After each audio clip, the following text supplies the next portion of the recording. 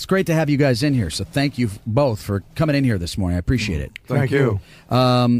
Jerry has been somebody that we have seen in the past in various interviews and things like that.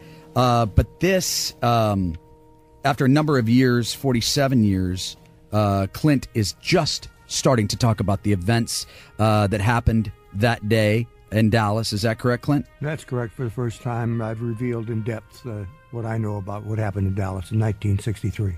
Now, you were both assigned to that motorcade, and I believe, Clint, you were assigned to Mrs. Kennedy?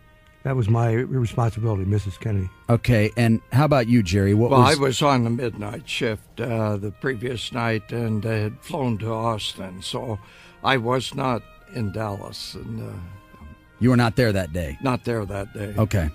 No. Clint, I guess I want to start with you and ask you a little bit about just sort of how that day started for you, and what you remember about that day starting for you. It started over in Fort Worth.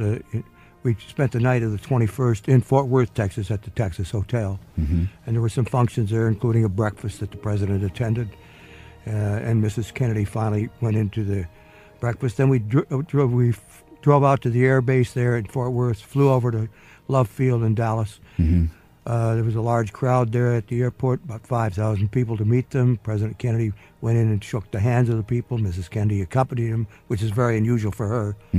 Then we joined the motorcade and began driving into the city of Dallas. Now, Jerry Blaine, who is with us as well, Jerry, you said that you were in Austin at the time that this happened? In Austin, we rotated shifts every 2 weeks, and I had completed an advance in Tampa, Florida, and was supposed to go to Dallas to help out there, but one of the agents had been dating a Braniff Airlines stewardess, so I said, be my guest, because I'd been on about 3 advances in a row. Right. And it could have been that easy. I mean, it would have just, had that not been the case, you may have very well been there.